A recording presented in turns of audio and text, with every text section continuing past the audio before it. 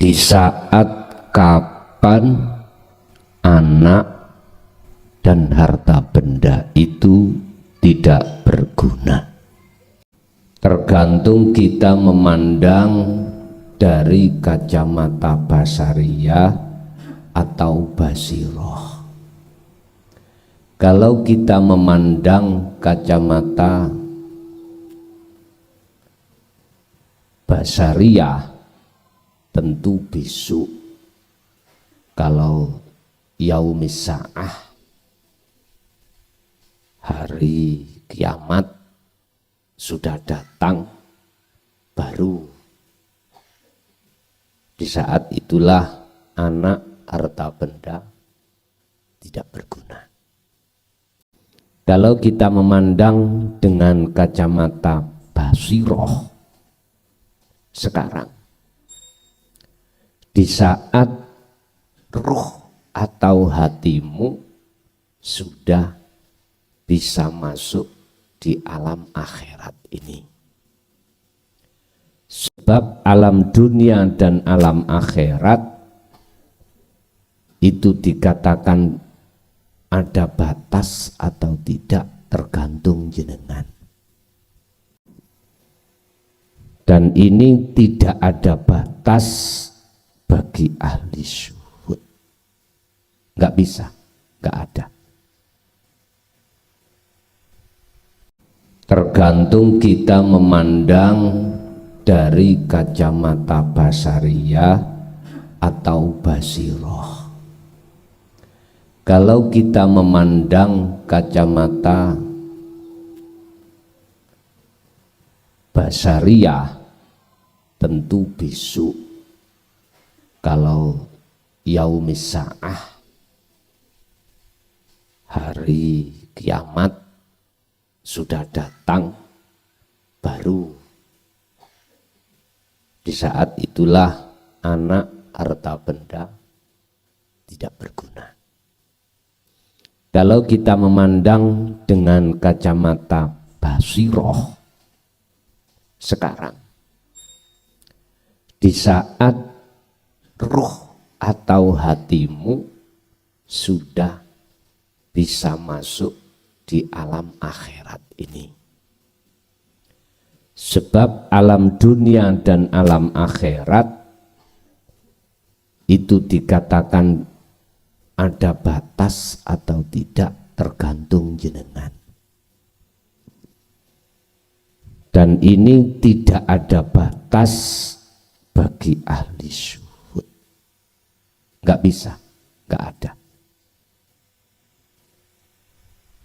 Assalamualaikum warahmatullahi wabarakatuh.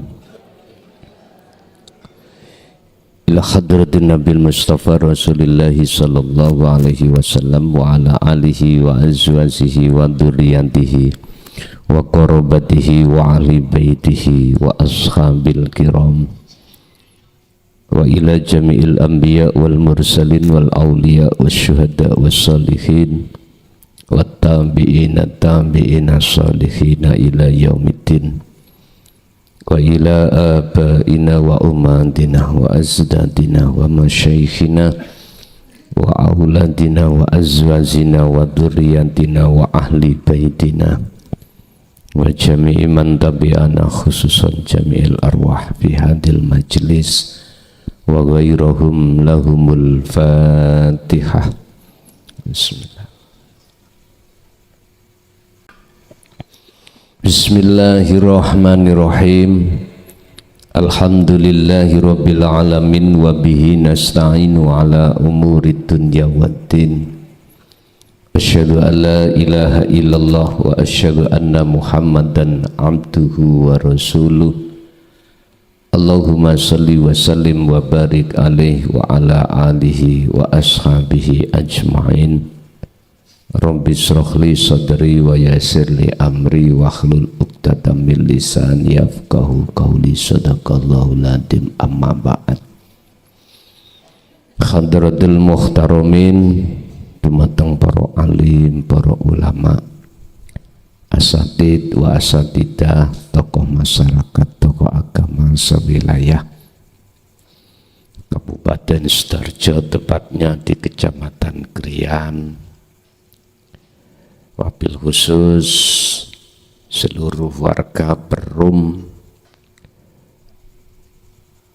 Krian dan Sohibul Qaryah, Bapak RW, Bapak RT. Wabil khusus daya pengurus Takmir Masjid Al-Hidayah, jamaah yang hadir di majelis wa ghairuhum kulluhum ajma'in rahimakumullah. Puji syukur alhamdulillah, pada kesempatan malam hari ini kita masih diberikan Allah anugerah berbentuk diperjalankan kita dari rumah masing-masing di sini majelis dalam rangka taklim muta'alim, yang pada malam hari ini kita akan membahas di saat kapan anak dan harta benda itu tak berguna. Di saat kapan anak dan harta benda itu tidak berguna. Ini tinggal kita memandang dari kacamata basariyah atau basiroh. Midele kurang ono cekak nyulingan. Tergantung kita memandang dari kacamata basariyah atau basiroh. Kalau kita memandang kacamata basariyah, tentu besok kalau yaumis sa'ah, hari kiamat sudah datang, baru di saat itulah anak harta benda tidak berguna. Kalau kita memandang dengan kacamata basiroh sekarang, di saat ruh atau hatimu sudah bisa masuk di alam akhirat ini. Sebab alam dunia dan alam akhirat itu dikatakan ada batas atau tidak tergantung jenengan. Dan ini tidak ada batas bagi ahli syuhud. Nggak bisa, nggak ada. Lihat, kita kaji di dalam surat Asy-Syu'ara ayat 88 sampai dengan ayat 91. Bismillahirrahmanirrahim. Yauma ing dalem dina layan fa'u kang ora bisa manfaati. Dina apa? Dina sing di yaum, masa yang mana yang tidak ada manfaat, apa malun bondo wala banuna lan yo ora manfaat apa piro-piro sapa piro-piro anak. Di saat kapankah bondo, harta benda dan beberapa anak itu tidak bermanfaat. illa kecuali sing bermanfaat di saat hari itu, yaiku man wong ata kang iso teko sapa man Allah ing Gusti Allah, oleh teko biqalbin salimin, dengan hati yang selamat. Ini Bapak Ibu, kalau kita memakai kacamata basyariah golongan am, golongan kita syariat, besok tidak ada yang bisa untuk bertemu Allah di saat itu kecuali orang-orang yang hatinya ada akses untuk bertemu Allah. Aksesnya biqalbin salimin, dengan hati yang selamat. Niki biqalbin salimin itu adalah, maksudnya adalah akses yang di sini hati yang sudah bebas dari ketergantungan hawa nafsu. Hati yang sudah bebas atas ketergantungan hawa nafsu. Hawa nafsu yang dimaksud di sini adalah pengakuan atas diri kita sebagai makhluk yang wujud, makhluk yang punya kehendak, makhluk yang punya kekuatan, makhluk yang punya hidup, makhluk yang punya ilmu, makhluk yang punya pendengaran, penglihatan, dan lain sebagainya. Ini dituangkan di dalam sifat ma'ani, kudrat irodah, ilmu hayah, sama basor kalam. Sing disebut nafsu di sini adalah pengakuan dari sifat ma'ani 7 itu dalam diri kita. Niki yang disebut nafsu. Sebab Allah dawuh dalam ayat lain, innahu sak temene nafsu lakum keduwe sira kabeh iku aduun mungsuh mubinun kang nyoto. Nafsu iku sesungguhnya mungsuh kamu yang nyata. Nyatane nafsu tatkala dalam hati masih ada muncul iman atau rasa kalau kita yang bisa melakukan pendengaran, penglihatan, pengucapan, kekarepan, kehidupan apapun. Kalau dalam hati masih ada indikasi makhluk yang bisa itu, yaitu adalah nafsu. Lah biqalbin salim, ini hati yang sudah bebas dari itu. Hati yang sudah terbebaskan dari pengakuan-pengakuan itu. Makanya ilaman atallah.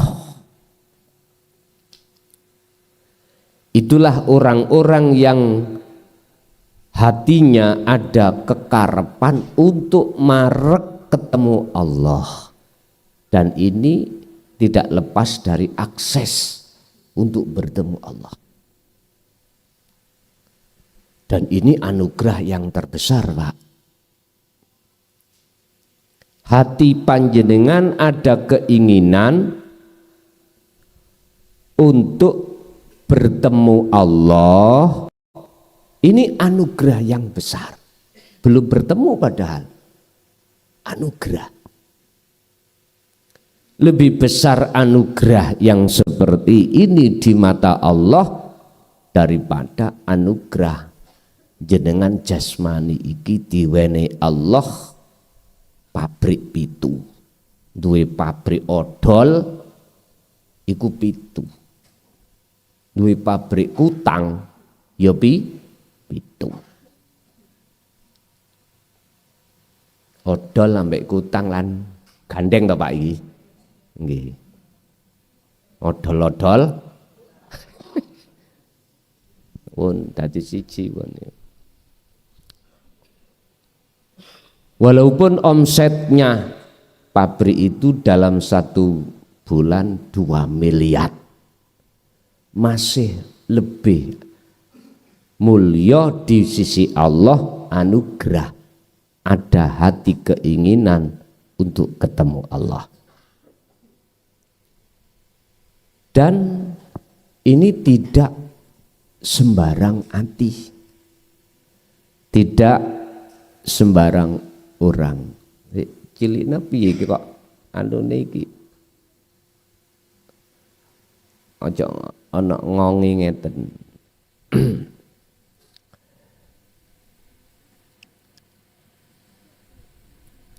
Kok bisa itu dikatakan lebih mulia? Alasan dari mana? Padahal umumnya orang kalau ekonomi ini seret, utangnya akeh, susah lah ngoten nggih. Wong niki omsete sak wulan 2 miliar. Ngeten Pak Bu. Walaupun omset pabrik odol-odol kutang mang ya, sampai iku bahkan 1 bulan badine tok niku lho 5 miliar, toh jenengan mati sampai beto mboten? Mboten. Ada masanya habis. Letak sinilah mengapa dikatakan lebih mulia. Karena keinginan hati untuk bertemu Allah dan terlaksana, itulah anugerah yang kekal. Anugerah yang kekal. Dan inilah kekasih Allah. Inilah yang pantas di mata Allah disebut sebagai Habib. Tidak dari nasab, keturunan, enggak. Ayatnya kan sudah dijelaskan Allah tentang kekasih Allah atau Qur'ani Habib. Yuhbibkumullah. Apa sebab? Allah mengangkat hatimu, dirimu sebagai kekasih Allah. Apa sebab? Ayat itu sebabnya jenengan fattabi'uni, ngelaksanakake fattabi'uni, nderekake ajaran kanjeng Nabi. Sebab sebelum jenengan kalih kula ayatin derek kanjeng Nabi, laqad kana lakum fi rasulillahi uswatun hasanah. Sebelumnya itu Allah katakan in kuntum, berarti kembalinya siapapun, kamu sekalian. Entah jenengan ada nasab dari kanjeng Nabi atau tidak, sama. Jikalau kau ingin bercinta pada Allah cintamu ingin diterima Allah, ikuti aku, kata Kanjeng Nabi. Fattabi'uni, ikuti aku. Mana yang harus kita teladani terhadap apa yang telah Rasulullah lakukan, uswatun hasanah iku liman kana yarjullaha. Nah ini terhadap orang yang hatinya ada keinginan untuk bertemu Allah. Inilah yang diteladankan Kanjeng Nabi. Niki persoalan qalbin salim lho Pak. Ini persoalan ruhaniyah, bukan persoalan jasmaniah. Makanya ada gen itu macam dua. Gen keturunan Kanjeng Nabi secara jasmani, ada gen keturunan Nabi secara ruhani. Kalau secara ruhani berarti sifat, karakter pada diri umat niki. Kanjeng Nabi sudah jelas-jelas memberikan uswah, teladan yang baik adalah terhadap orang-orang yang dirinya ada keinginan bertemu Allah. Dalam kalimah niki, walaupun tidak dijelaskan aksesnya untuk bisa bertemu Allah, secara otomatis piye carane yarjullaha iku betul-betul terjadi pada hati jenengan. Syaratnya harus hati sampean iku terlepas dari belenggunya nafsu. Pun iki syarat. Makanya dalam ayat lain wajahidu fi sabilillah. Maidah Al-Maidah 35. Wajib kita itu wajahidu memerangi sira kabeh terhadap nafsu fi sabilillah, di dalam jalan Allah, di atas jalan Allah. Dan iki kalau tidak yastami'unal qaula, enggak mendengarkan ajaran Rasulullah di jalur dinut tauhid, ya ora paham, tidak paham. Makanya pentingnya taklim, muta'alim niki ada di sini untuk memberikan petunjuk dari sebuah ilmu yang Allah berikan terhadap kita. Faham? Oh begini. Kalau sudah Allah letakkan fadilah atau anugerah, hati sampean bisa menerima ajaran Rasulullah ini, selanjutnya amanu. Secara otomatis kefahaman itu akan menjadikan iman sampean kali kula masuk di dalam pintu keihsanan, babul ihsan, masuk dalam keihsanan iman yang ihsan. Iki masih di pintu. Setelah amanu wa amilus sholihah, ruhaniyah sampean iku berupaya untuk bisa atallah,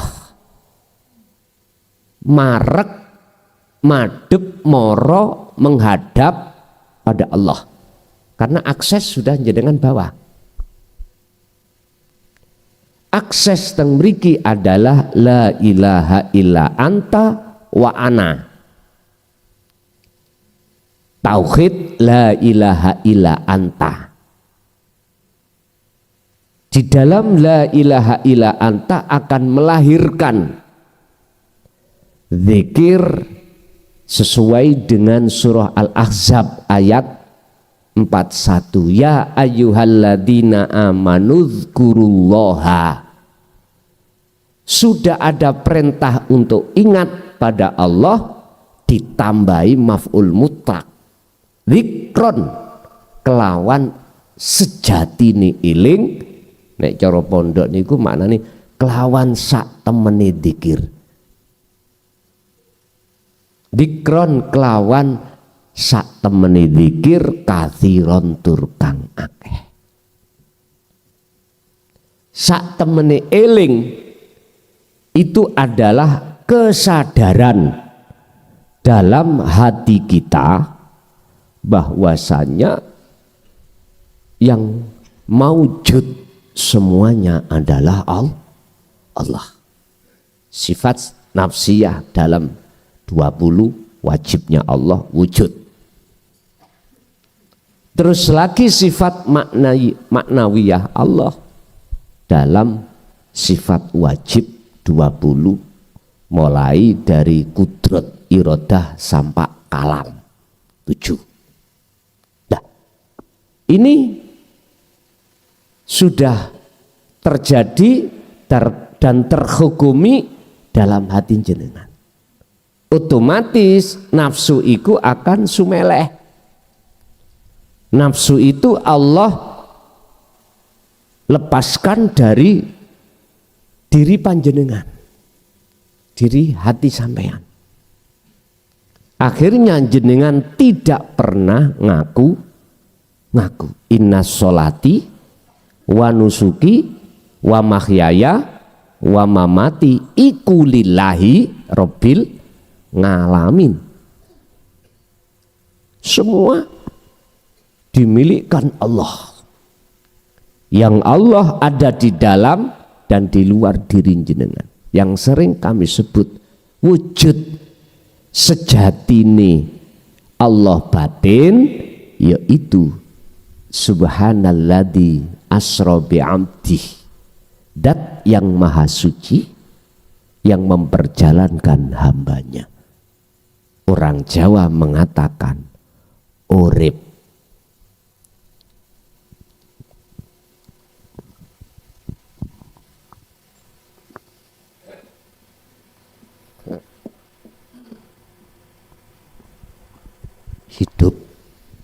Hidup Indonesianya.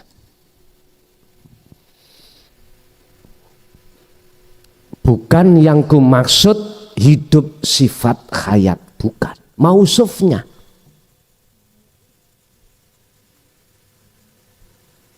Ini yang dimaksud. Itulah akses yang disebut sejatine dzikir. Ingat, adalah kesadaran dalam hati jenengan bahwasanya apa yang muncul dan timbul pada diri jenengan sumbere sangka urip, boten dari makhluk. Niki pun akses. Inilah akses jenengan ini. Allah meletakkan anugerah pelepasan rantai nafsu. Akhirnya Anda disebut sebagai budaknya Allah, bukan budaknya hawa nafsu. Karena ruhaniyah jenengan sudah merdeka, sudah lepas dari pengaruh nafsu, yang nafsu mempengaruhi kita lewat syahwatut dunya. Udah lepas jenengan. Gini ki yang dimaksud ayat ilaman atallaha. Inilah yang bermanfaat atau yang sih kanggo tadi malun wabanun nggak berguna. Yang berguna hanyalah ilaman atallah, kecuali orang-orang yang hatinya ada respon untuk ingin ketemu Allah. Lah nek wis ketemu Allah disebut qalbin salimin, itulah hati yang selamat. Ada yang maknani hati yang sudah pasrah pada Allah, salim, pasrah. Ada yang memaknani seperti monggo sak kerso. Yang jelas ini adalah orang-orang yang Allah jadikan sebagai kekasihnya disebabkan ngikuti proses apa ajaran kanjeng Nabi. Inilah sebetulnya yang pantas diceluk Habib, tapi mereka beliau-beliau yang seperti ini gak mungkin dia ngaku-ngaku gak mungkin, gak akan pernah. Justru beliau sembunyikan. SK dari Allah iki beliau sembunyikan. Mboten mungkin dikeler, mboten mungkin. Tahu dikeler nggih? Dituduh-tuduh ke ora. Justru beliau-beliau itu memberikan saran terhadap kita supaya kita nderek ajarane kanjeng Nabi. Di situ. Karena apa? Siapapun panjenengan tatkala sudah dinyatakan Allah qalbin salim, jenengan mesti loh. Ada sifat rohim terhadap orang dekat jenengan. Apakah istri, apakah suami, apakah anak, apakah saudara kandungan jenengan, itu mesti. Cuman saja mau ngomong takut tidak diterima, akhirnya nanti akan menjadi cekcok. Lah ngoten nggih, cekcok. Akhirnya jenengan pilih diam. Lha mboten napa-napa. Tapi wonten sing nekat wis. Prai koreng. Kata anak Surabaya, prai koreng.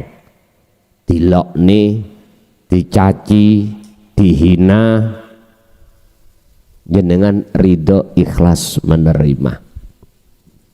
Karena memang butuh proses, Pak. Orang itu olehnya tidak mau menerima jangan disalahkan, karena butuh proses dulu. Gak langsung ujak-ujuk dipaksa untuk harus diterima, nggak boleh, nggak boleh. Lah, miturut kacamata basiroh terjadi sekarang, tidak menunggu besok apa yang dikatakan kacamata syariah, kacamata hakikah. Sekarang Anda akan bisa masuk di alam akhirat untuk bertemu Allah. Ruhaniyah.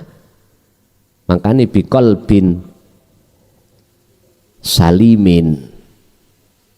Lah teladane Kanjeng Nabi, mengapa kita kedah harus mempunyai keinginan bertemu Allah yaumal akhirah? Sebab ning ngarep sampean iki lho, apa? Di selaput alam dunia ini ada alam akhirat.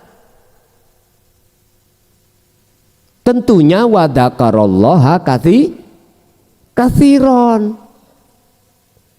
Jenengan tidak boleh mbaeno pentingnya berzikir. Liman kana yarjullaha wal yaumal akhirah wa dzakarallaha katsiran. Iku teladannya Kanjeng Nabi Miturut surat Al-Ahzab 21 itu tadi.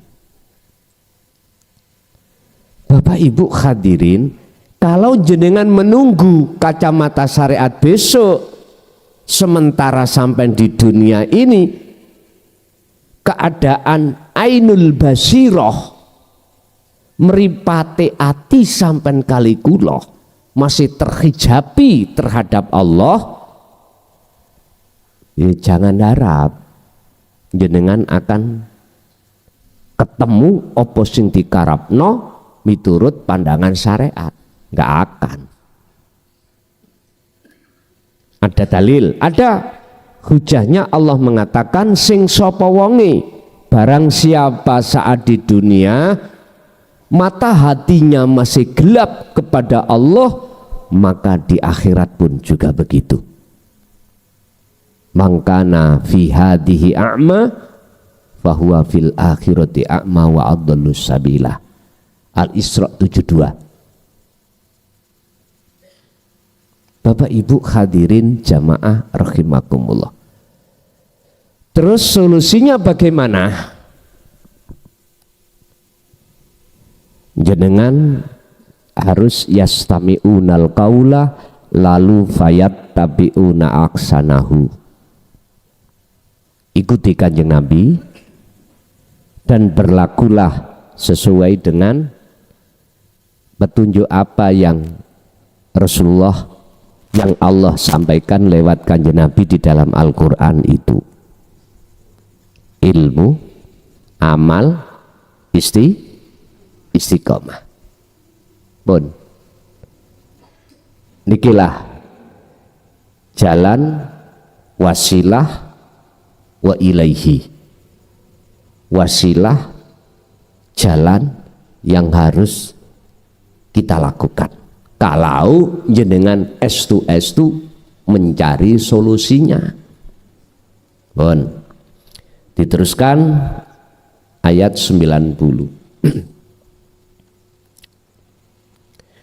Kalau jenengan posisi hati iku sudah bikol bin salim wa uzlifat lan ngideake sapa Allah, ngideake tentang apa? Al jannatu, rahmat.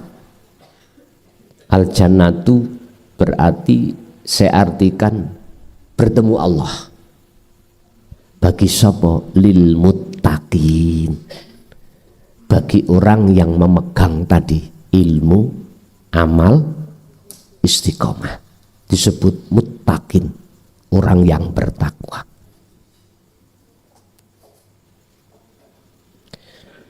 Didekatkanlah hatimu, ruhaniyahmu terhadap rahmat. Yang maksudnya rahmat di sini adalah bertemu Allah.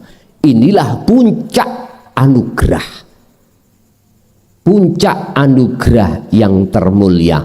Wabtaghi fima ataqallah darul akhirah.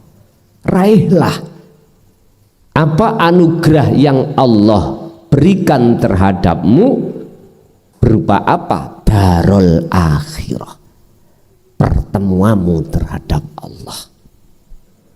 Berarti hubungan ruhaniyahmu langsung pada Allah. Wala tansa nasibaka minad dunya. Satu sisi jasmaniyahmu janganlah kau lupakan bahagiamu di dunia. Artinya Pak Ibu, apa yang ada di dalam hukum syariah jalani semampu panjenengan. Wae kerja. Apa itu? Sesuai dengan aturan yang berlaku. Di sela-sela itu, di situ dah ada alam akhirat, yang alam akhirat ini berarti tidak jauh. Seperti dulu kita mengatakan besok kalau sudah terjadi yaumis sa'ah, hari kiamat. Memang betul. Hari kiamat itu seluruhnya mati tanpa kecuali. Artinya di saat sekarang jikalau jenengan dikatakan bebas dari belenggunya nafsu, tandane ning ati sampen iku enggak ada pengakuan makhluk iku wujud. Pun idfin wujudaka fi ardil khumul. Ibnu Athaillah dalam kitab Hikam, pendemen wujud keakuanmu di dalam bumi sepi. Caranya ya khalwat tadi, zikir sejati ini, zikir tadi, baru jenengan akan diproses Allah di situ, masuk di dalam alam kefanaan. Nek sudah sampai di sini, gendeng-gendeng hati sampean datang Allah, wis akan dilupakan hati sampean terkait masalah wujudin dunia, dilupakan Allah. Urusan akal isih iling apa enggak tentang dunia, iku urusane Allah.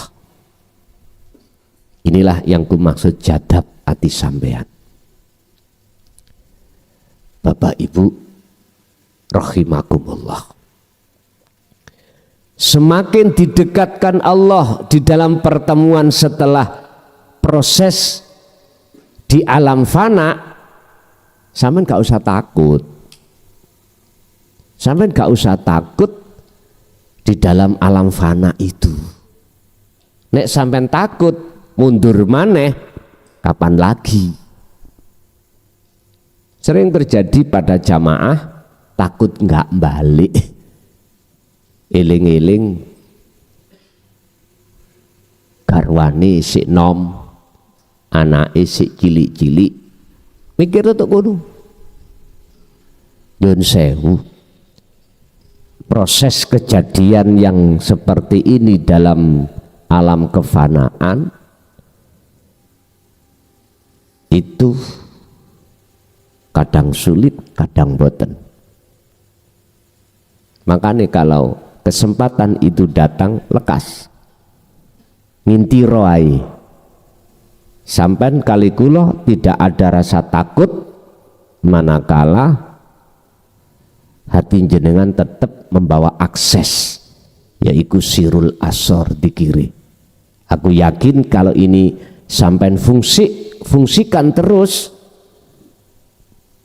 boten ada rasa khauf, rasa wedi atau rasa khawatir.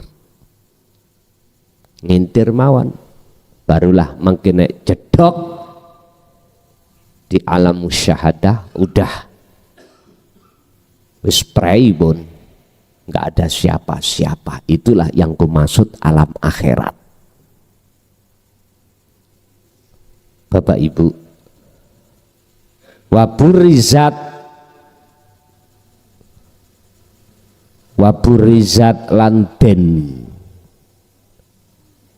apa den ketokake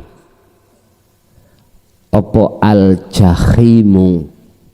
Nek tadi yang 90 itu adalah al jannah, sekarang yang diperlihatkan al jahimu. Apa al jahimu? Yaitu tempat-tempat penyiksaan ruhaniyah. Ruhaniyah yang bagaimana? Lil ghawin, terhadap orang-orang yang hatinya masih dalam belenggunya hawa nafsu. Berarti al-jahim iki sudah terjadi saat di dunia. Secara pandangan mata batin atau basiroh, al-jahim yang terkenal neraka berarti di dunia ini sudah terjadi. Pundi? Contoh, tadi jenengan kan punya akses sak wulan 5 miliar, gitu? Oke. Mesti hati sampai ini takut kehilangan 5 miliar. Takut kehilangan titel kaya, takut melarat. Sehingga orang yang seperti ini semakin kaya tidak semakin loman tapi semakin pelit. Karyawane njaluk undak-undakan wis diewangi demo. Apa tadi? Padahal nyon sewu labanya sudah besar. Sehingga jikalau karyawan mogok 1 hari saja, sama lihat keterangan ruginya berapa miliar pabrik lah, ngoten nggih. Merasa rugi. Omsetnya itu biasanya 5 kok mung 2, iku rugi. Biasanya iku badi 5 miliar kok badi 2 miliar, iku termasuk rugi bagi mereka. Saya gak ngerti dalane ya opo kok rugi. Padahal iku badi. Bapak Ibu hadirin jamaah rahimakumullah. Kecuali mereka-mereka itu walaupun secara fisik dohir Allah letakkan sebagai orang yang kaya, tapi hatinya sudah membawa anugerah. Bertemu Allah beda lagi. Beda. Makanya orang itu hatinya akan semakin selamat manakala mau meneruskan atallah. Keinginan bertemu Allah itu diterusno, diterusaken. Nek boten diterus nih, nggak ada tindakan jenengan kali kula untuk kholwat. Nggih, iku nggih lari di tempat, akhirnya menjadi golongan ahli tahqiq. Ahli tahqiq iku ahli paham ilmu hakikat tapi ora gelem laku. Itu laksana saya punya mobil tidak bisa nyetir, tak lus-lus tok. Ini ngomah tak lus-lus saya bani. Ora gelem, saya nggak mau belajar nyetir. Boten kula manfaatkan untuk berangkat entah kemana. Ning omah tak kurungi terus. Benesuk tak lus-lus, sore yang ngono. Tak leboni, tak tutup, tak leboni, tak tutup. Mana manfaatnya? Nggak ada. Sama. Makanya di dalam Al-Quran, jikalau kau sudah iman, lanjutkan wa amilus sholihah. Ingat, wal asri innal insana lafi khusrin illal ladina amanu wa amilus sholihah. Demi masa aku bersumpah, kata Allah, innal insana sak temene akeh manungso iku lafi khusrin, jatuh di dalam kerugian yang besar. Apa? Waktu demi waktu, pagi sampai malam, sampai pagi malam, hati selalu melalaikan Allah. Ini illa kecuali yang gak rugi siapa? Amanu wa amilus sholihah. Dia percaya nafas keluar masuknya itu Allah yang berperan, yang berkuasa.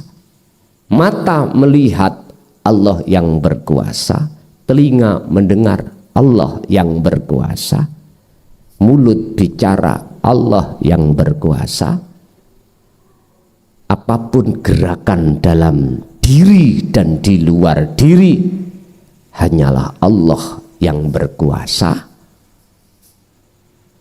Iman itu sudah jalan di situ. Bentuk wa amilus sholihah adalah ada kesadaran. Allahu khalaqakum wa ma ta'malun. Wa qala aidan fauqa ibadihi. Allah yang berkuasa dalam diri makhluk apapun. Allah yang mana? Katanya Allah dekat. Ya urip iku. Allah wujude batin ya iki yang kami sebut hidup.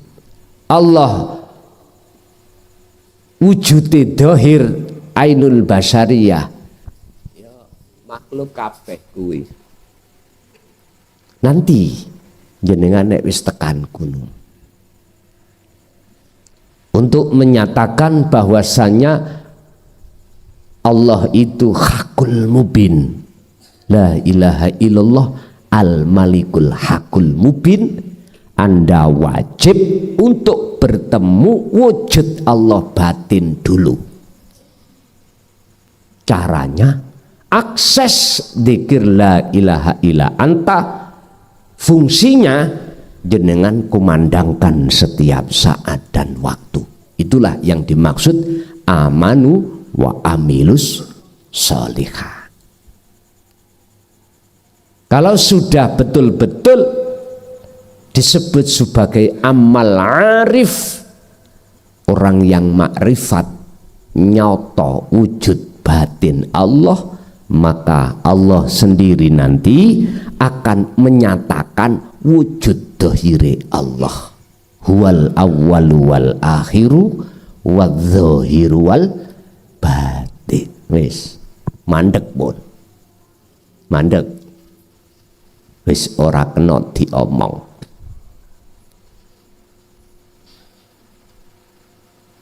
Dan itu mestinya harus terjadi pada diri seseorang. Kalau sudah terjadi, itulah yang Allah maksud dalam ayat tadi, biqalbin salim, biqalbin salimin, hati yang selamat. Bon. Inilah detik-detik Anda sudah masuk alam akhirat, inilah dikatakan yauma la yanfa'u malun wala banuna. Anak-anak dan harta benda itu sudah tidak berguna. Lahir sampean kali kula gembul anak, lahir sampean kali kula gembul bondo, tapi batin sampean mung gembul Gusti nggih niki. Itulah yang disebut fid dunya hasanah wa fil akhirati hasanah. Terus mana yang harus diutamakan, yang harus kita cari di antara dua itu? Miturut surat Al-Qasas ayat 77 adalah ruhaniyah. Wabtaghi fima ataqallah darul akhirah walatan sa nasibaka minat dunya. Urusan hubungan rohaniyahmu datang Allah iku yang paling utama. Di saat-saat jasmaniyahmu itu berhubungan dengan urusan dunia. Ini Anda tidak akan bisa terprovokasi, terpengaruh dengan kebiarin dunya nek sampean iki wis tau dadi iwak sing urip ning jero laut, bendina gembul banyu asin tapi rasa iwake mboten terasa asin. Bon, niku kesimpulane. Bapak Ibu, bukan perkarane anak dan harta itu enggak penting, tetap iku penting. Tapi sebatas lahiriah aja. Yang lebih jenengan utamakan adalah ruhaniyah sampean berhubungan dengan Allah, baik di dalam bondo atau di dalam anak, sebab di situ juga ada Allah. Oke, monggo menawi ada yang perlu ditanyakan kami persilakan.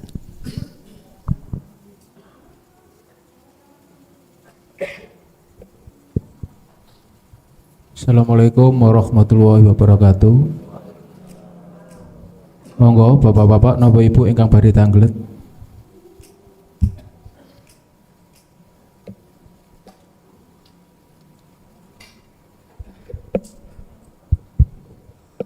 Assalamualaikum warahmatullahi wabarakatuh.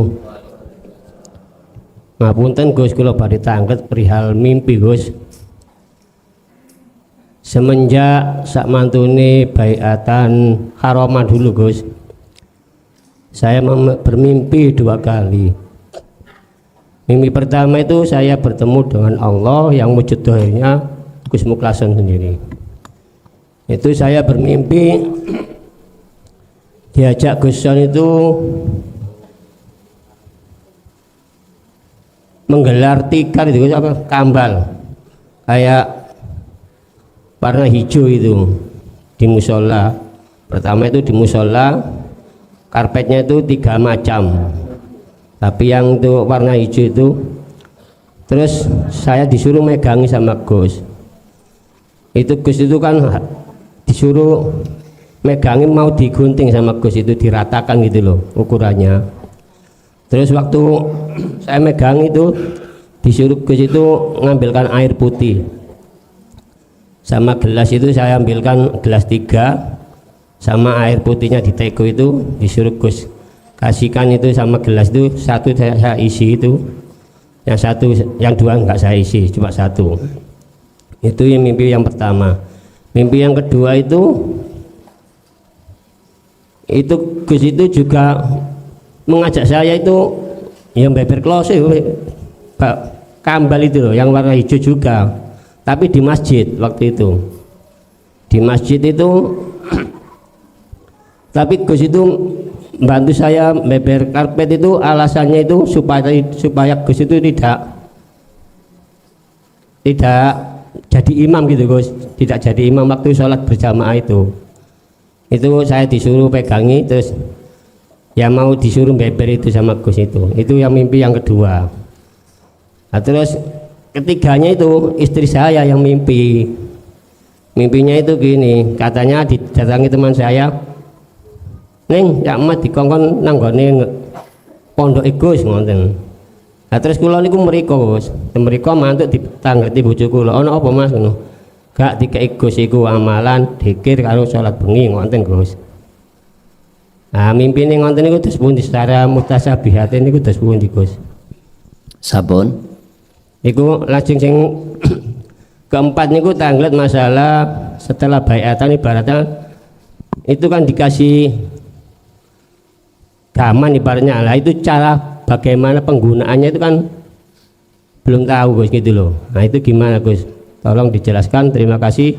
Wassalamualaikum warahmatullahi wabarakatuh. Waalaikumsalam warahmatullahi wabarakatuh. Tak ringkes, semua mimpi itu jenengan dikongkon dandani hukum syariat di tengah-tengah hukum hakikat di tengah-tengah hukum syariat pun. Inti diwat berikut boten tak preteli kambal iku artinya apa, masjid iku apa, mboten. Jadi seluruhnya tadi sampean benahi hukum hakikat iku di tengah-tengah ibadah murni atau tidak murni. Barulah jenenganku ngerti apa gunane gaman niki. Ini tidak jauh berbeda dengan ayat yang kita bahas. Untuk mencapai bikol bin salim ada di situ. Gaman niki kan senjata toh Pak. kan mesti ono gunane. Apa tujuane? Untuk melawan nafsu di dalam diri jenengan. Wadhkur isma rabbika bukrata wa asila wa minal laili fasjud lahu fasabbihhu bukrata wa asila. Pagi Muhammad sampai sore, malam pun juga begitu. Hatimu tetap gawen iling menyang Gusti Allah. Ngoten. Tetap gawen iling nang Gusti Allah. Sehingga tadi di depan saya katakan, temuilah Allah di dalam ketika ibadah murni atau tidak murni, ibadah mahdhuf atau ghairu mahdhuf, tetap jenengan dikengken disuruh untuk membenahi mekaten. Kula mboten menuduh jenengan ibadah sing murni kocar kacir, ndak lho ya, ndak, cuman miturut gambaran iku maqasidul a'dhamnya, maksud sebenarnya adalah benailah ibadah murni dan tidak murni dan bertemulah Allah di situ mekaten.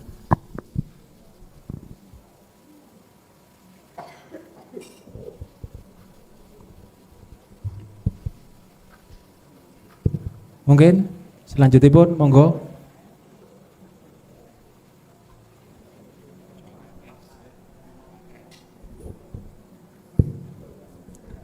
Terima kasih Mas Sunan MC.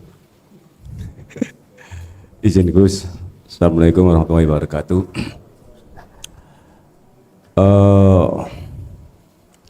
Akses kunci dzikril asrar ini kan kunci paling utama.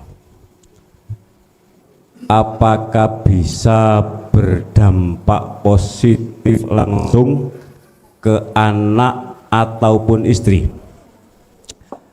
Karena pada sifatnya anak, istri, harta itu kita klikkan bahwa itu sepenuhnya berhubungan dengan hawa nafsu. Mau saya gini Gus, anak, istri atau suami nggak usah kita kasih tahu soal kunci atau akses ini. Tapi ketika kita melakukan itu, apakah kemudian dengan sendirinya Allah itu menuntun keluarga kita untuk apa ya? Untuk menghilangkan akhirnya kenyamanan di keluarga. Itu yang pertama. Yang kedua, saya pernah komunikasi dengan guru Thoriko ketika ngomong hakikat dan ma'rif dan syariat. Saya itu ditegur keras. Syariat itu ngomong yang utama. Atas dasar apa Gus? Karena Rasulullah ketika mendapatkan perintah sholat 5 waktu, ketika bertemu dengan Gusti Allah itu pada posisi syariat. Oke, hari ini saya tahu, makanya dengan 3 deriji Rasulullah itu sudah bisa ketemu. Hari ini mungkin saya baru tahu karena sudah masuk dan menjadi murid Gus Mbok Lason. Apakah itu benar? Yang ketiga,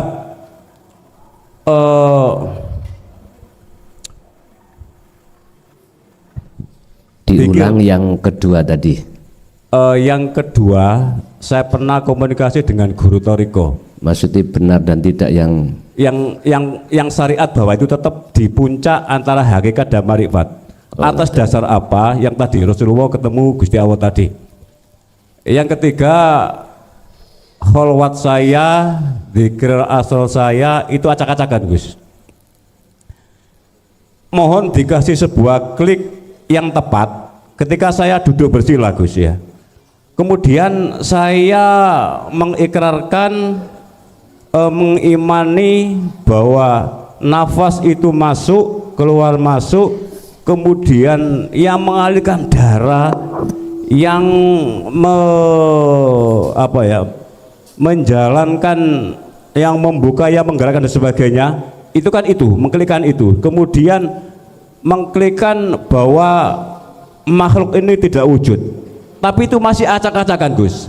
Apakah ada satu titik yang cukup, oh hidup Allah Tuhan yang Maha Esa, Allah Subhanahu wa Ta'ala, yang kita klikkan di hati kita, yang mengimani di diri kita, sehingga pas gitu Gus, sehingga nggak muter dan nggak acak-acakan. Terima kasih. Assalamualaikum warahmatullahi wabarakatuh. Waalaikumsalam warahmatullahi wabarakatuh. In aroda syai'an ayyakula lahu kun fayakun.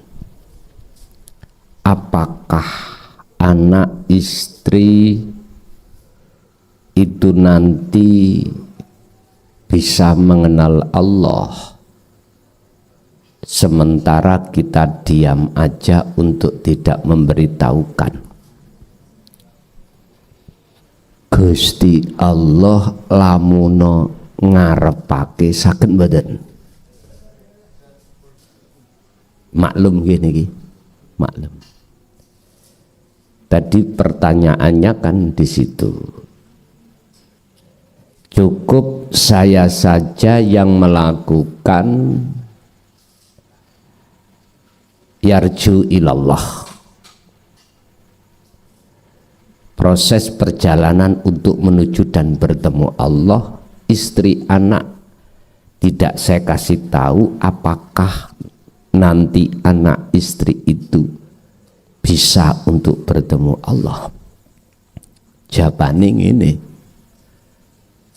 apabila Allah tidak menghendaki Anda untuk bertemu, walaupun Anda melakukan pertemuan, tetap nggak bisa.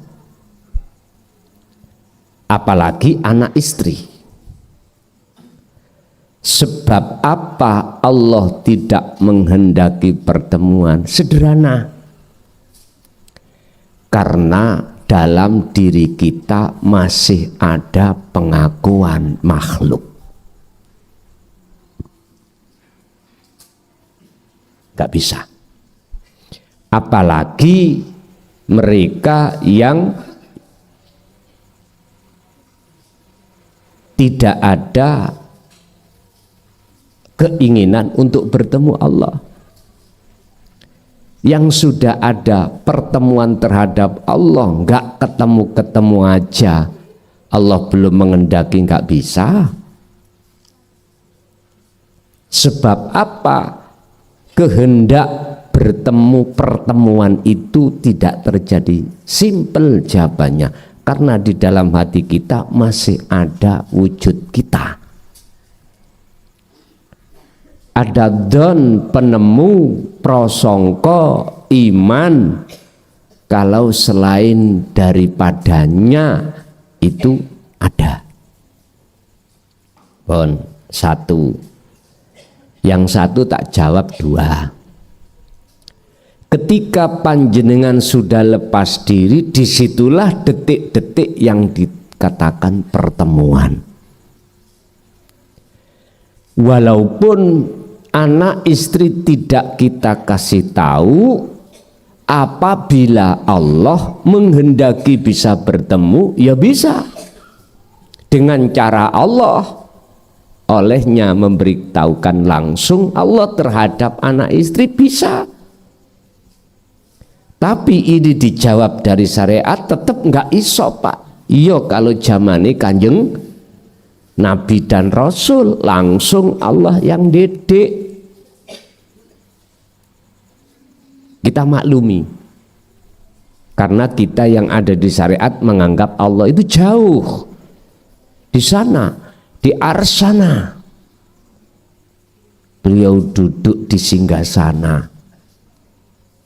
Tapi kalau kita jawab dari sisi hakikat, Allah itu dekat kok pada siapapun. Allahumma akum wa aina ma kuntum. Allah itu beserta Anda. Sering Allah sampaikan dalam Al-Quran itu kalau Allah dekat. Cuman untuk menjawab dekat itu yang bagaimana, ini terbatas. Kita yang masih ada di golongan umum nggak bisa jawab, karena memang pengetahuan masuk di dalam bahrut tauhid nggak ada. Wa idza sa'alaka ibadi anni fa inni qaribun. Muhammad, jikalau hambaku bertanya tentang diriku, jawablah aku ini dekat. Ternyata zaman sekarang ya urip iku ning awakmu yang selalu melayani kita. Setiap saat Allah melayani kita. Hanya perkara nafas saja, kalau Allah tidak memasukkan, mengeluarkan, ora iso. La haula wala quwata illa billah. Letaknya ada di situ. Berarti jawabannya bisa Pak, walaupun tidak panjenengan kasih tahu, apabila Allah menghendaki bisa dengan cara Allah sendiri. Berarti kuncinya di mana? Kehendak Allah. Kita pun tidak akan bisa bertemu Allah jikalau tidak dikehendaki Allah. Berarti intine ketika kita ada kemauan, berarti harus menetapkan kemauan Allah. Kita bisa melepaskan diri dari belenggunya nafsu, yang melepaskan juga Allah. Begitu seterusnya.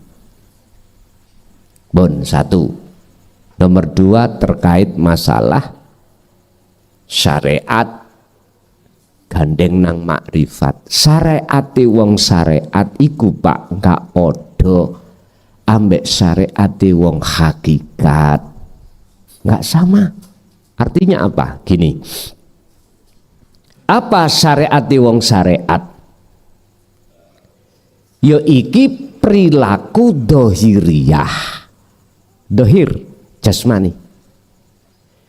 Di situ hukumnya cuma 2, larangan dan perintah.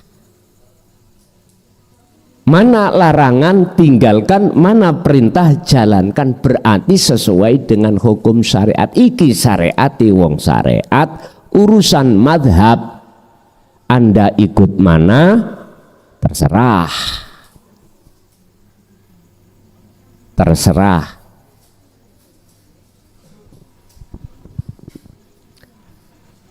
Ada yang bermadzhab ini, bermadzhab itu, ya udah urusan piyambak-piyambak. Wes, sekarang kita bicara syariate wong hakikat. Nyun sewu.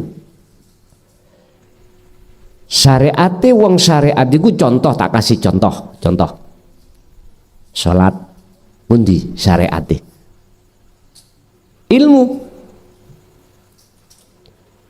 Ilmu untuk sahnya sholat bagaimana harus dipahami.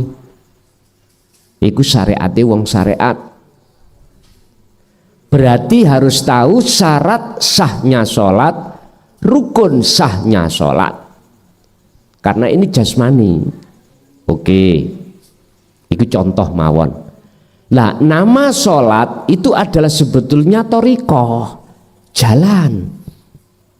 Wabtaghu ilaihil wasilah, raihlah jalan wasilah untuk kau bisa mendekat, wa ilaihi, mendekat dan bertemu Allah. Diberikanlah wasilah thoriqah sholat. berarti nama sholat sebetulnya itu bisa dikatakan thoriqah. Saya nggak bicara thoriqah yang mutabaroh di luar. Lah terus pertanyaannya, thoriqah sholat itu bisakah syariatmu mencapai target? Apa target syariat itu? Sahnya sholat. Sehingga di dalam hukum syariat itu apabila syarat rukune itu sudah memenuhi maka sah insya Allah.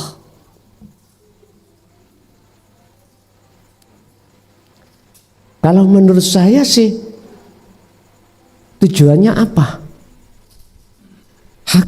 Hakikat tujuan. Tujuan kau salat apa? Ya nyembah Allah. Oke. Kalau nyembah Allah, bertemu siapa kau waktu salat? Wes iki jawabannya macam-macam.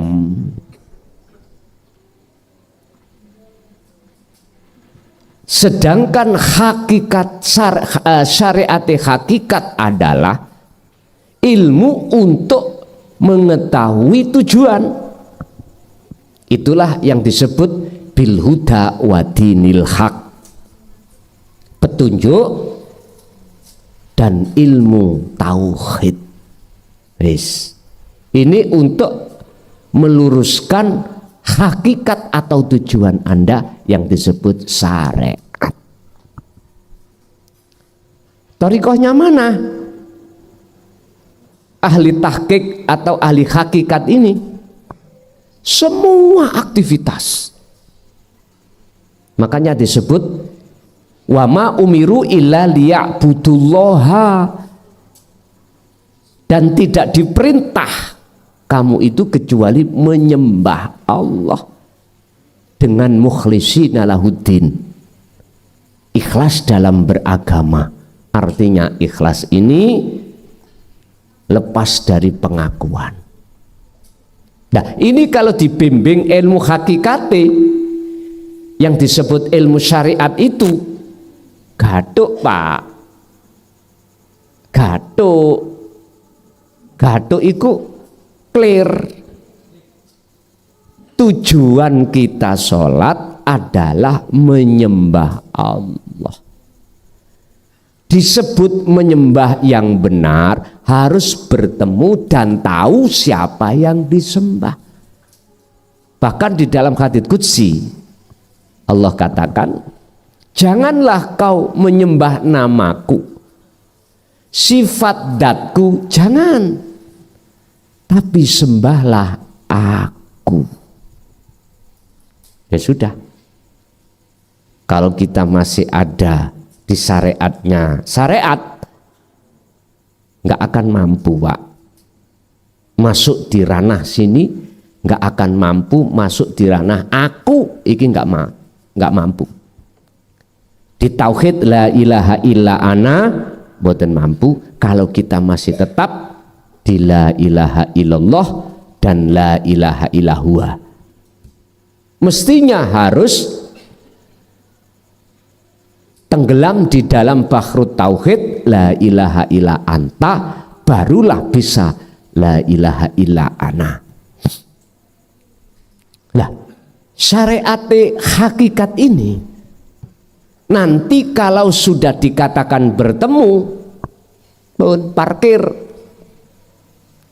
Ilmu hakikat ini jikalau ruhaniyah Anda betul-betul dikatakan bertemu Allah, maka ini gak kanggu parkir. Sebab wujudnya hakikat, nyatane hakikat disebut makrifat. Contoh, jenengan dari rumah tadi mempunyai tujuan ke sini apa? Taklim kita. Oke. Syariatin jenengan sepeda. Torikoe macam-macam. Sepeda boleh, syariate, mobil boleh, sepeda pancal, syariate macam-macam. Torikoe ya macam-macam, terserah.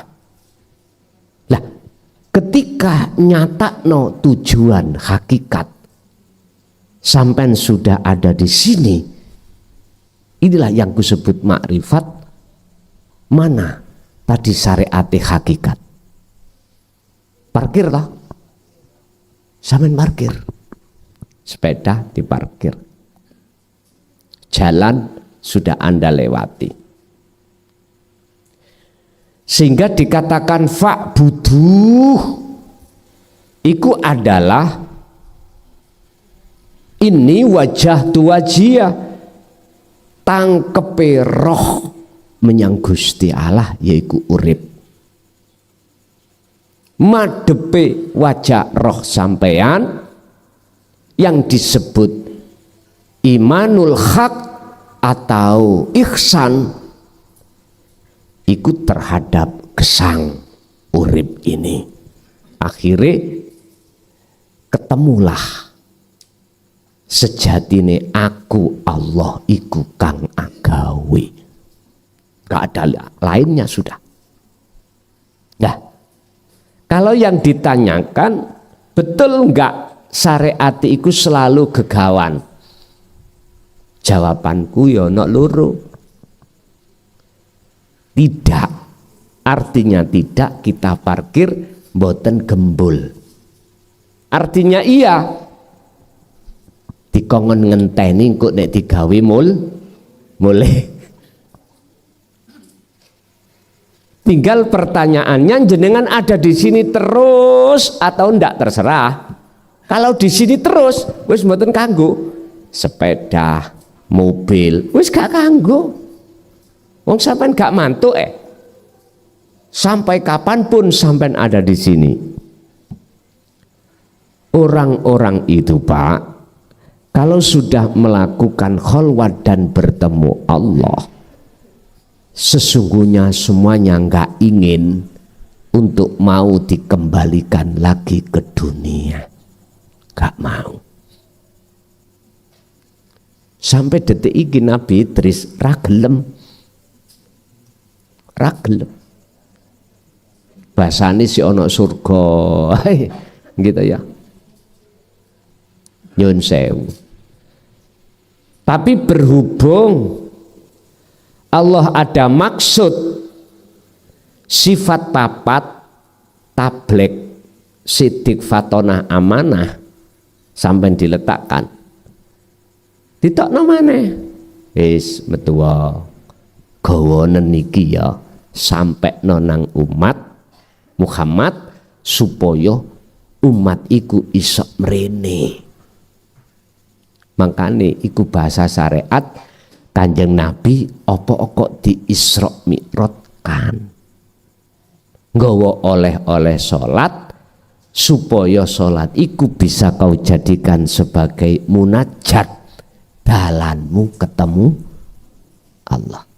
Niki kalau tidak disertai syariat hakikat, bahasa sistem mohal. Tapi kalau dikembalikan Allah, nah ini Gusti Allah ngersake bisa kate lapo, walaupun cara sistem akal tidak sama alias keluar dari sistem. Bahasa Gusti Allah kuwi gawe wong wedok meteng tanpa bojo ya iso. Lah ngoten nggih. Iku kan di luar akal, di luar sistem. Saged. Sebab sifate urip, sifate Allah iku ala kulli syai'in qadir. Jadi pertanyaannya betul atau tidak syariat itu ketika orang berhakikat itu masih jadi satu? Jawab saya, ya seperti ikan hidup di lautan, gembul tapi pisah, atau bisa dikatakan apa ya? Gembul tapi ora iso campur. Di sini. Dohire memang ning dunya. Tapi ruhaniyae tetep dimusyahadah di akhirat. Karepe sedaya menungso, semua manusia kalau sudah Allah tarik di musyahadah mau kembali. Karena apa? Karena nikmatnya antara hidup di dunia dan di akhirat, jenengan iki sudah tahu perbandingan di antara dua. Ya gak mungkin jenengan iki mau kembali, tapi berhubung ada hukum sunatullah sifat papat tadi, maka Rasulullah menurunkan secara jasmani iku ning dunya supaya nyampekno apa risalah yang telah beliau terima dari Allah. Cuman saja kita sebagai umat iku kebanyakan tidak mau mendengarkan seruan Allah lewat Kanjeng Nabi. Akhirnya ampun heran, wong sing wis mlebu thariqah pada umume sedikit sing gelem naik menuju pemahaman syariat hakikat. Padahal itu awal proses anugerah yang Allah berikan untuk bertemu Allah. Makanya saya boleh tanya pada panjenengan, sama enggak dengan apa yang telah kami alami? Artinya ketika kami berthariqah tanpa hakikat, waktu suluk, waktu khususiyah, muter-muter koyok gilingan gandum, boten saged. Sampai puluhan tahun wusul nang Allah tidak pernah. Sing wusul menyanggoibe makhluk di dalam alam malakut, alam jabarut, alam lahut. Akhirnya mudun-mudun dadi dukun. Oke. Allah kasih karomah jenengan sehingga melakukan sesuatu yang di luar akal. Miturut medis harus gini, kalau tidak gini nggak bisa. Tapi miturut jenengan kurang sakti yok nopo Kiai Barseso, nggih karomai koyok ngono, nggih nyun sewu. Makane ada orang yang ngaku-ngaku Habib dituduno karomah. Halah,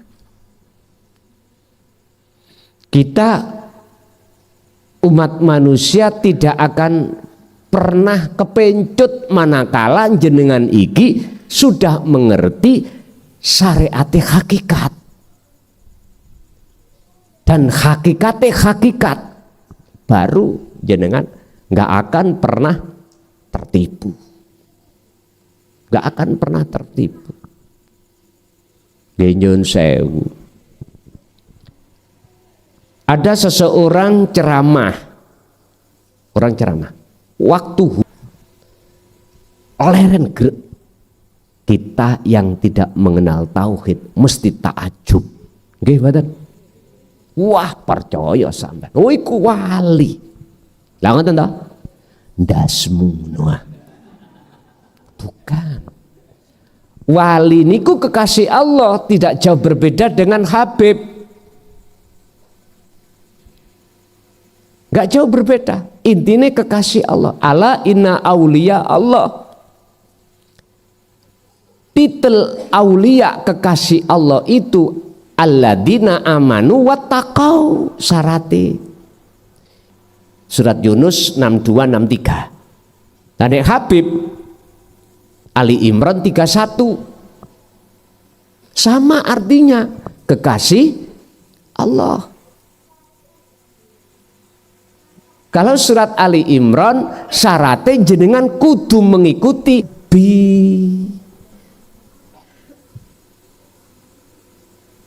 Gak malah justru ngaku-ngaku duwe sapaat lho. Nggih nyuwun sewu. Mereka berpendapat luwih alim, luwih mulya di mata Allah Habib siji katimbang 70 kiai pribum. Lah ngoten nggih. Iku piye makalah iku? Adalah orang-orang yang sudah makrifat. Ngoten lho niku. Lah pertanyaane mereka makrifat adalah orang yang tidak makrifat pada Allah. Duh, kok bingung aku. Lah ngono sampean ya. Orang yang kelangan orange wong makrifat iku. La khaufun 'alaihim wa lahum yahzanun. Sifatnya Rasulullah bagaimana? Niku kembang buah. Jadi dilihat dari buah. Sesuai enggak? Berupa kembang perbuatan jasmania.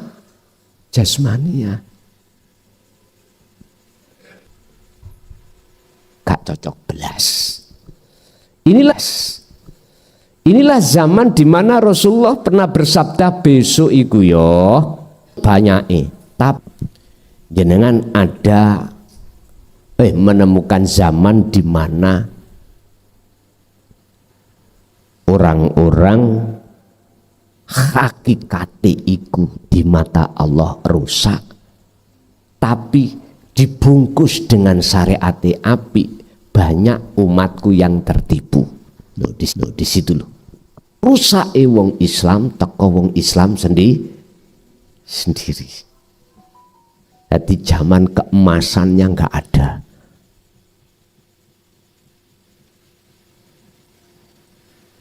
Bapak Ibu, kembali kepada pertanyaan tadi. Sing nomor pinten wae? Bener yo ono salahe. Letake bener dos pundi? Kalau syariate iku mau kudu katut kegawan bangsa dohir. Buktine orang-orang yang sudah mencapai makrifat dia masih juga melakukan hukum syariat. Tapi secara rohaniahnya dia tidak ada di situ. Sehingga bahasane ndonga tapi rohab bukan meminta.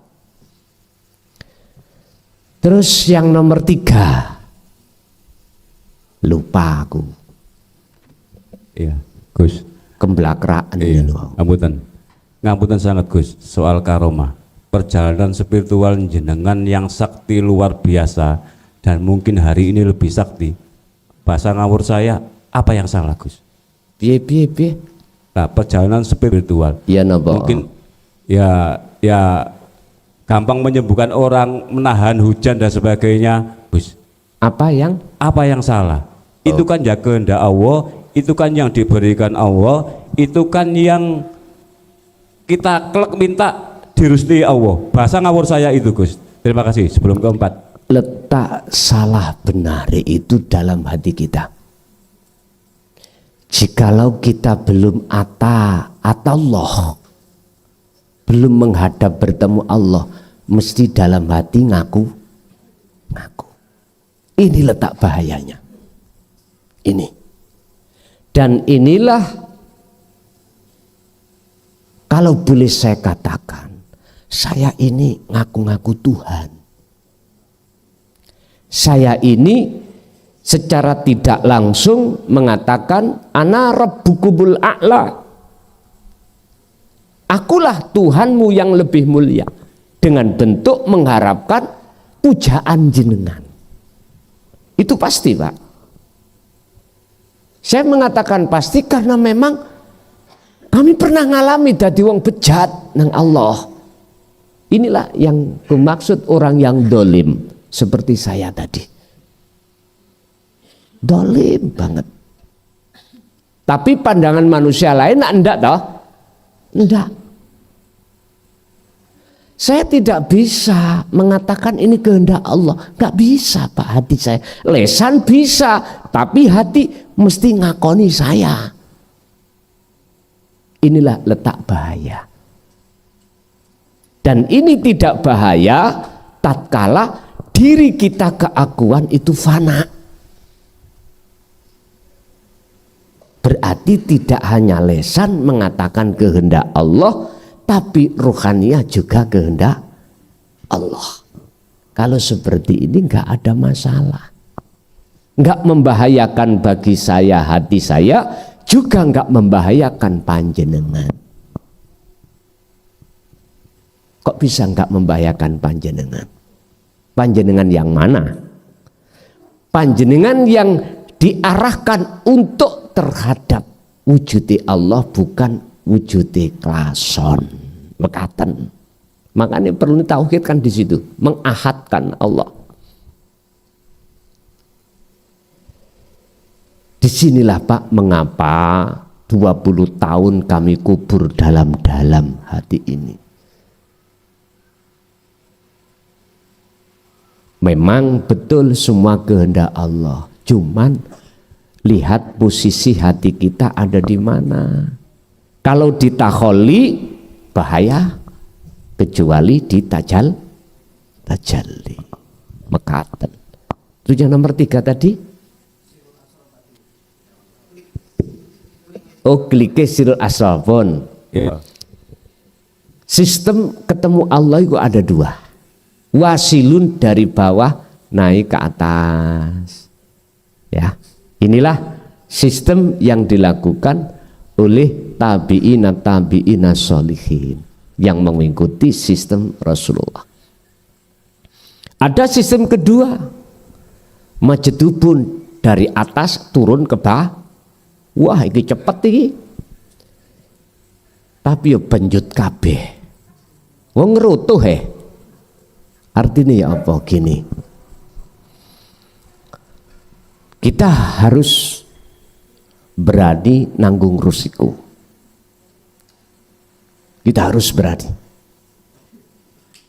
Kalau sistem wasilun itu jenengan taat dengan hukum syariat secara fisik dan mengadakan ruhaniyah pertemuan Allah dalam hukum syariat ibadah murni dan tidak murni. Kalau hukum majedubun nomor loro ngerutuh tekan ndukur menisor, wis gak ngereken hukum-hukum syariat. Langsung jenengan iku bisa Anda lakukan alladzina yadhkurunallaha qiyamau, berdiri, wa qu'udan, duduk, wa ala junubihim, Ali Imran 191, dengan berbaring. Jadi sampai mau ngadeg longgo berbaring. Wong do jungkar-jungkir sampean ndak. Sampean gur ngadeg kae, sampean salat nang ngene musala ngawat kotok. Nek gak ngono longgo tok. Nek ngono berbaring, nek gak ngono berbaring tok. Tapi hati sampean langsung innani anallah.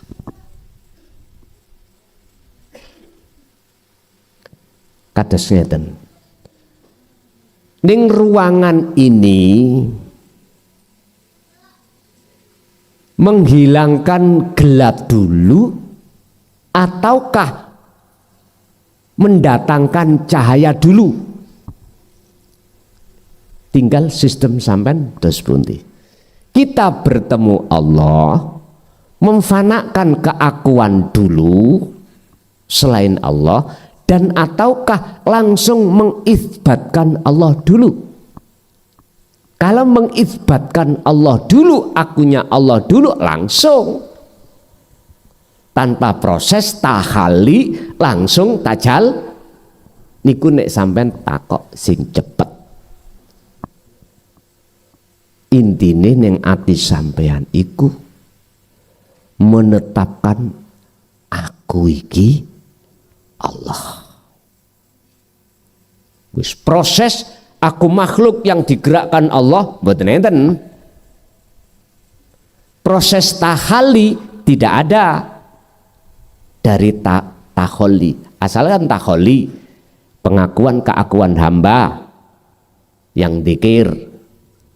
Setelah itu tahali, proses di mana menghilangkan keakuan hamba. Aku isok dzikir sebab didikirna Allah. Wis gak katik, langsung tajali yo aku iki Allah. Cepet nggih?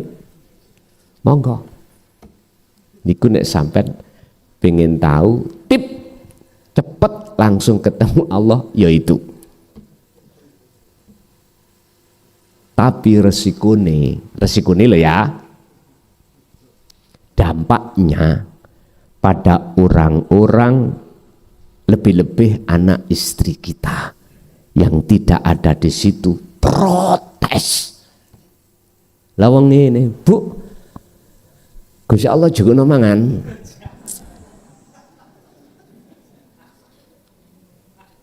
Munting toh? Langsung toh, penak. Ya sekali-kali bosak wulan dijajal kuno, engkau piye lah ngaten lah. Aku yakin istri atau anak kita yang belum mencapai di situ bingung dari segi ilmu loh, belum laku ilmu aja, is jelas bingung Pak.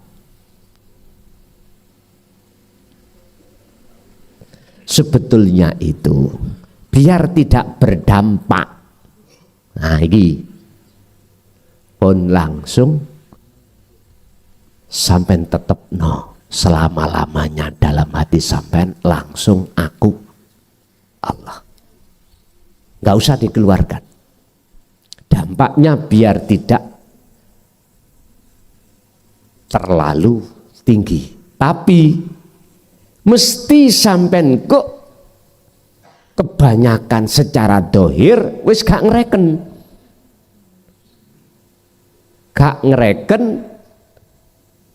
apa yang menjadi aturan syariat wis gak ngereken, sampai cukup mengikuti, hanya mengikuti apa kehendak urip di dalam hati sampean.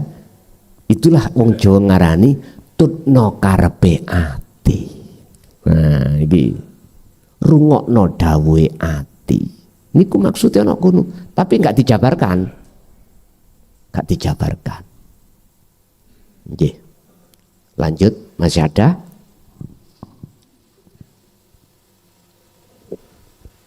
Gus, nyambung Gus, gak bahaya tak Gus?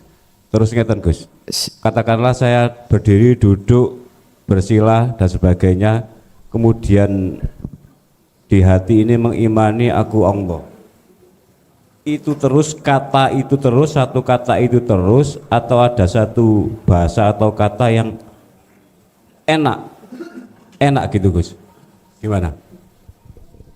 Ampun Gus, Sampean ngomong bahaya, tapi tadi nyuwun corone nyun sewu Pak ya, belajarlah untuk menjalankan apa yang sudah ditanyakan. Jangan bertanya sementara Allah sudah kasih jawaban, Anda biarkan. Tadi saya katakan kan bahaya, nggak sudah maklum toh. Jadi tolong sekali lagi pada panjenengan kali kula, ketika belum paham tanya, kalau sudah Allah kasih jawaban jangan abaikan. Estu, eman.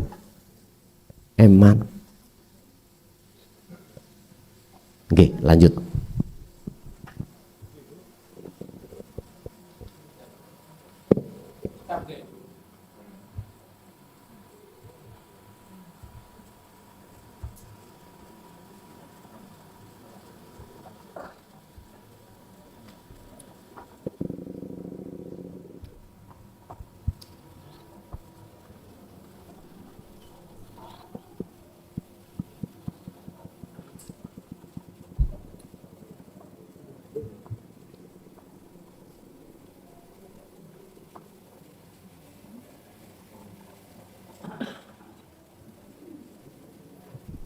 Nek boten wonten tak tambahi didik engkas. Dicoba mawon. Ya. Aku yakin gak bahaya kanggo jenengan. Tapi bahaya kanggo orang mboten napa-napa. Estu mboten napa-napa. Sampean harus gak mikir orang lain, pendapat orang lain. Justru nanti jenengan tambah nyaman. Estu. Eman, wis tak jawab, wis sampean jajal lambuh iku mau 7 dina, mbuh ya apa? Dicoba mawon. Maneman, ya. Pun. Ibu wonten? Boten enten? Nun, Bapak Ibu hadirin matur suwun atas atensinya, pertanyaannya yang sudah masuk. Ingat, memang benar kita yang tanya, tapi sebetulnya jawaban untuk semuanya. Jangan dianggap pertanyaan satu untuk yang bertanya, ndak. Sebetulnya itu untuk semua kita. Paham Pak Bu nggih? Wis mugia dados ilmu ingkang manfaat, barokah terhadap kehidupan kita dan keluarga kita ila yaumiddin. Lahumul Fatihah.